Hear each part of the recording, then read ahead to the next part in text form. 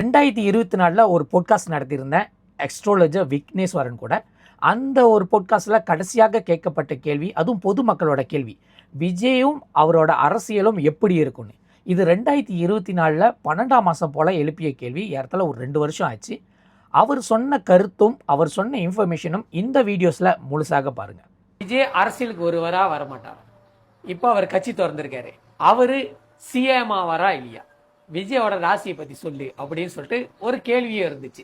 இது நல்ல கேள்விதான், இது நம்மளுக்கு தேவையில்லாத கேள்விதான், பட் கேள்வி நல்லா இருக்குல்ல, சுவாரஸ்யமா இருக்குல்ல. நடிகர் விஜய் எடுத்தீங்கன்னா அவர் கடகராசி ரிஷப லக்னம் அப்படின்னு ரிஃபரன்ஸுக்கு யூஸ் பண்ணியிருக்கோம். ஏன்னா இது ரெண்டுமே பார்த்தீங்கன்னா இயல்பாகவே கடகராசி ரிஷப லக்னம், ரிஷபராசி கடக லக்னமா இருக்கிறவங்க அம்மானா ரொம்ப க்ளோஸாக இருப்பாங்க. இது நீங்கள் அவர்கிட்ட பார்க்கலாம். ஒன்றாவது ஒரு விஷயம்.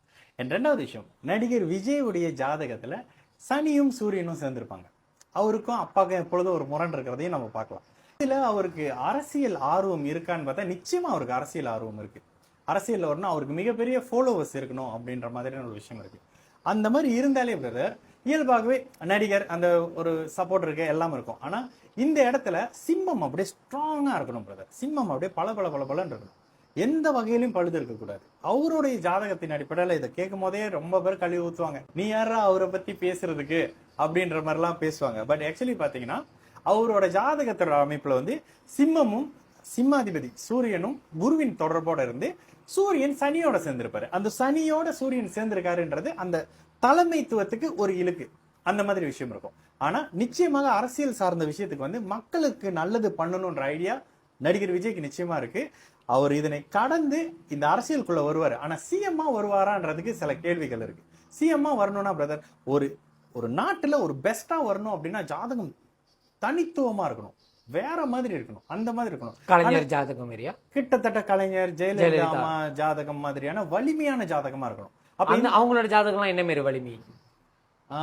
ஜெயலலிதா அம்மாவோட ஜாதகம் எனக்கு ரொம்ப பிடிச்ச ஜாதகம். இயல்பாகவே பொதுவெளியில பௌர்ணமியை பத்தி ரொம்ப சிறப்பா பேசுவேன் எப்போதுமே. ஒளி பொருந்திய ஜாதகம். அந்த அம்மாவின் ஜாதகம் மாசி மகம் அன்னைக்கு பிறந்த உயர்நிலை ஜாதகம். இந்த உயர்நிலை ஜாதகத்துக்கே சறுக்கல்கள் பிரச்சனைகள் வந்த விஷயங்கள்லாம் நம்ம கேள்விப்பட்டிருப்போம். ஆனாலும் அவங்க ஒரு தனி தலைவி தான். அவங்க போயிட்டாங்கன்ற காலகட்டத்தில் எல்லாரும் கவலைப்பட்டோம். அம்மா நீ யாரு தெரியாதவங்க எல்லாம் கவலைப்பட்டோம். இதுதான் அந்த ஜாதகத்தின் வலிமை. பூர்ண பௌர்ணமி மாசி மகம் அமைப்புல பிறந்த ஒரு ஜாதகம். ஆனா அவங்க என்ன மிதுன லக்னமா இருப்பாங்க, ஒரு மாதிரி மிதுன லக்னமாக இருந்து சிம்ம ராசியாக இருப்பாங்க அவங்க. அப்ப அதனோட அடிப்படையில வந்த ஜாதகம். அவங்களோட அந்த மாரக அடிப்படையில தான் அவங்களுக்கு அந்த சனி புத்தியோ தசையோ நடக்கும்போது அவங்களுக்கு அந்த இறப்பு நடந்திருக்கும். ஏன்னா 8ஆம் இடத்தோட சனி தொடர்புல இருப்பாரு. எந்த ஜாதகத்திலையும் சனி 8ல இருக்கலாம், 8 பார்க்க கூடாது, ஆயுள் பாதிக்கும். அதே மாதிரியான அமைப்புல கலைஞர் அவர்களுடைய ஜாதகத்துல பாத்தீங்கன்னா அதுக்கு நேர் ஆப்போசிட்டா கலைஞர் அவர்கள் பூர்ண அமாவாசையில பிறந்திருப்பாரு. பூர்ண அமாவாசை. ஆனா குருவின் பார்வை அப்படின்ற, அதாவது ஒளி இழந்த நிலையில பிரதர், குருவின் பார்வை அந்த இடத்துல ஒளியை பேலன்ஸ் பண்ணும். இதே கலைஞர் பூர்ண பௌர்ணமி அன்னைக்கு பிறந்திருந்தாரு அப்படின்னா நீங்க நேரடியா பார்க்கலாம், அவரு இந்திய நாட்டின் பிரதமராக இருப்பாரு, அந்த பாரத நாட்டின் பிரதமராக இருப்பாரு. ஒரு சந்தர்ப்பத்துல அவர்கிட்ட ஒரு கேள்வி கேட்டிருப்பாங்க, நாட்டை ஆளலாமே அப்படின்னு. என்னுடைய உயரம் எனக்கு தெரியும்னு சொல்லி கலைஞர் அழகா அந்த இடத்துல இருந்து நகர்ந்து வந்திருப்பாரு. இது நீங்க பாத்துருக்கலாம். இந்த வார்த்தைலாம் இவன் எங்க இருந்துடா இதெல்லாம் பிடிக்கிறான்னு நீங்க யோசிக்கலாம். பட் நாங்க பண்ணும் போது ரிஃபரன்ஸ்க்காக எடுத்தப்ப ஏன் இவர் கலைஞர், ஏன் இவங்க ஜெயலலிதா, ஏன் இவங்க எம்ஜிஆர், சாரி எம்ஜிஆர். ஆக்சுவலி எம்ஜிஆர் அவரோட பர்சனல் வாழ்க்கைன்றது வேற. அவரோட ஜாதகத்துல பாத்தீங்கன்னா அந்த 7ஆம் இடம் அதிக சுப அமைப்புல இருக்கும். எம்ஜிஆர் அவர்களுடைய ஜாதகம் எல்லாம் இங்க இருக்கு. 7ஆம் பாவகம் அதிக சுப அமைப்புல இருந்தனாலேயே அவர் திருமணம் தாலி கட்ட பயந்தார் சார். தாலி கட்ட பயந்தாரு. ஏன்னா ஒரு ஜாதகம் எப்படி வலிமையா இருக்கும். ஓகே பிரதர், நானு உங்களுக்கு 1000 வாட்ல ஒரு லைட் வைக்கிறேன்னா நீங்க உட்காந்து என்கிட்ட பேசுவீங்க, எல்லாம் கிளியரா இருக்கும். நான் உங்களுக்கு ஹை லெவல் அந்த லைட் உங்க மேல பட்டாலே தோல்லாம் பிஞ்சு போற அளவுக்கு ஹீட் இருந்தா உங்களால பேச முடியுமா? கிட்டத்தட்ட அதிக ஒளியும் அதான். எம்ஜிஆர் அவர்களின் ஜாதகத்துல 7ஆம் பாவகம் அதிக சுபத்துவம். மனைவி சார்ந்த பார்ட்னர்ஷிப் சார்ந்த விஷயங்கள்ல அவருக்கு நிறைய பிரச்சனைகள் இருந்தது. அதை பத்தி சில விஷயங்கள்லாம் பார்த்தோம். அப்ப இந்த மாதிரி அந்த தனித்துவம் என்ன அவ்வளவு இருந்தது, எல்லாமே இருந்தது. அவர் நினைச்சா என்ன வேணாலும் செஞ்சிருக்கலாம். ஆனா அவர் ஒரு மனைவிக்கு தாலி கட்ட பயந்தாரு. ஏன் இது நடக்குது? இது அந்த ஜாதகத்துல வந்த சில விஷயங்கள்ல. இது ஏன் இதெல்லாம் நான் மைண்ட்ல வச்சிருக்கேனாக்கா, இந்த கிளாஸஸ்ல சில ரிஃபரன்ஸுக்காக பெரிய தலைவர்கள் ஏன் உருவாகுறாங்க, அவங்க மூலியமாக என்னென்ன விஷயங்கள் நடக்குது அப்படின்றதுக்காக ரிஃபரன்ஸ் கொடுத்த விஷயம் தான். ஸோ அதுல பார்க்கும்போது எம்ஜிஆர் அவர்கள் இப்படி அவருக்குன்னு ஒரு செல்வாக்கு, இன்னமும் தலைமுறை தாண்டிய புகழ் பிரதர், இன்னும் ஒரு 50-100 வருஷத்துக்கு அவரோட புகழ் இருக்கும். அதுதான் எம்ஜிஆர் அவர்களுடைய ஜாதகம். அதே மாதிரி அம்மா ஜெயலலிதா அம்மா அவர்களுடைய ஜாதகம், நல்லதாகவோ கெட்டதாகவோ, கலைஞர் நல்லதாகவோ கெட்டதாகவோ அவரோட பேரை பேசிக்கிட்டே இருப்பாங்க. அது விரும்புறாங்களோ விரும்பலையோ, இதுதான் ஜாதகத்தோட குவாலிட்டி. நம்ம பெரியோ உங்க பெரியோ காலம் தாண்டி பேச போறது கிடையாது. ஏன் அவங்க மட்டும் அப்படி வராங்க? ஏன் அந்த ஜாதகம்? இதுதான் அந்த ஜாதகத்தின் வலிமை. எல்லாரும் அந்த 12 கட்டம்குள்ளதான் பிரதர். ஒரு கட்டத்துல 12 வீட்டுக்குள்ளதான் பிறக்கிறோம். ஆனா மாற்றங்கள் எவ்வளவு வித்தியாசமாக இருக்கு. ஓகே, விஜயகாந்த் பத்தி சொல்லுங்க. ஆக்சுவலி விஜயகாந்த் அவர்களுடைய பர்சனல் ஜாதகம் எனக்கு தெரியல, நான் வந்து ரிஃபரன்ஸ் பண்ணதில்லை. பட் நான் தெரிஞ்ச வரைக்கும் ஒருவருக்கு ஒரு தாய்மை குணம் இருக்குனாலே பிரதர், அவங்க வந்து கடகம்ன்ற கேட்டகரிக்குள்ள வந்துருவாங்க. எல்லாத்தையும் பிள்ளைங்க மாதிரி பார்ப்பாங்க, எல்லாத்துக்கும் சாப்பாடு போடுவாங்க, எல்லாத்துக்கும் நல்லது பண்ணி தான் ஏமாந்து போறாருன்னா அவர் கடகமா இருக்கணும், தனுசுவா இருக்கணும், மீனமா இருக்கணும். இதுல ஒரு கேப்டன் இந்த ஏதாவது ஒரு கேட்டகரிக்குள்ள தான் வருவாரு. அவரு நிறைய நன்மைகளை செய்து அந்த நன்மையை செஞ்சு அவரை கேலி கூத்தா மாத்தி அவரை ஒரு மாதிரி பண்ணி அரசியல் லாபங்களுக்காக அவர் ஒரு மாதிரி பண்ணாங்க. ஆனா எண்ட் ஆஃப் த டே அவர் ஹீரோ தான், அவர் தான் ஹீரோ. இந்த மாதிரி கேட்டகரிக்குள்ள வர்றதுக்கு பிரதர் நம்மளால நம்ம மனசை கன்வின்ஸ் பண்ணவே முடியாது. நம்ம வேணாம் எல்லாரும் நம்மள இப்படி பண்றாங்கன்னு அவர் நினைச்சா மாத்திருக்கலாம். ஆனா கடைசி வரைக்கும் அவர் கேப்டனாவே இருந்தாரு, அவர் விஜயகாந்த் அவர்களாகவே இருந்தாரு. அந்த புகழே அவருக்கு இருந்தது. சரி, இது ரிலேட்டட் டு விஜய். இவர் லீட் பண்ண முடியுமா முடியாதா, அல்லது இவர் பேர்ல தான் ஆளுங்க லீட் பண்ணுவாங்களா? லீடர்ஷிப் குவாலிட்டி இருக்கா அவரோட ஜாதகத்துல? அந்த லீடர்ஷிப் குவாலிட்டியில மட்டும் கொஞ்சம் லேக் இருக்கு. அவர் புகழ் விரும்புறவர் பிரதர். ஆனஸ்டா சொல்றேன், கண்டிப்பா தளபதி ரசிகர்கள் வச்சு வாங்குவீங்க.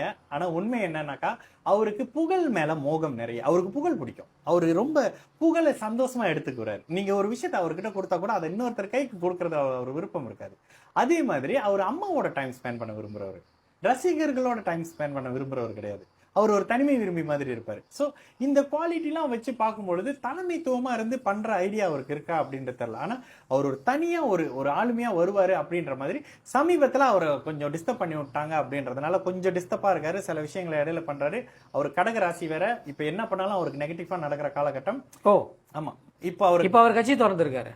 ஆமா, இது செயல்பட்டு வரும்ன்றீங்களா? இல்ல இதுக்கு நீங்க 2 வருஷம் கழிச்சு உங்களுக்கு பதில் தெரியும். அவர் இருப்பாரு, பட் அவர் பேர்ல தான் எல்லாமே நடக்கும். இவருக்கு ஆப்போசிட்டா ஒருத்தர் இருக்கார்ல, ஓகே, அவருக்கு ஆப்போசிட்டா ஒருத்தர் இருக்கிறோட ஜாதகம் சிஎம் அவர் ஜாதகம்.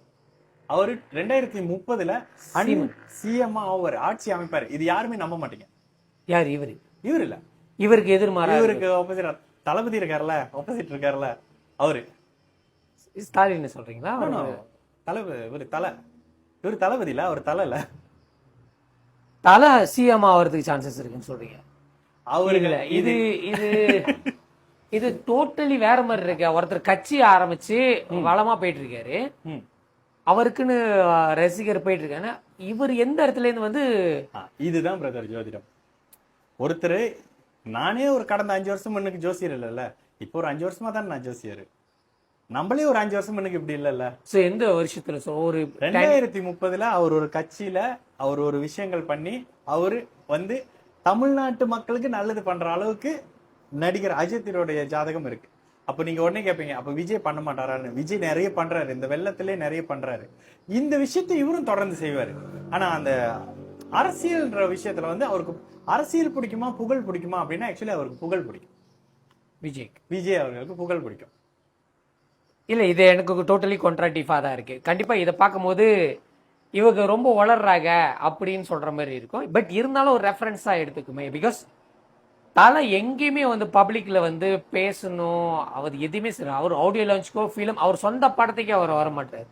அவர்லாம் வந்து சிஎம் ஆகிறத கண்டிப்பா அவருக்கு வந்து பயங்கரமாக கிரிட்டிக்ஸ் வரும்.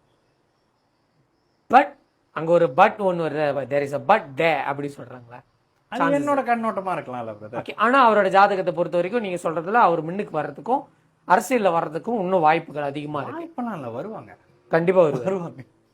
சரி, அதை வந்து ரொம்ப ஷாக்கிங்கும் ரொம்ப சர்ப்ரைஸாக இருக்கும். அதே நேரத்தில் அவர் கொடுத்த இன்ஃபர்மேஷன் வந்து அவரோட ஜோசிய வாழ்க்கையை வந்து இதில் பணைய வச்சு நான் கண்டிப்பாக சொல்கிறேன் இதுதான் நடக்கும். ஏன்னா ராசி நட்சத்திரம் வந்து இது அன்றைக்குமே பொய் சொல்லாது.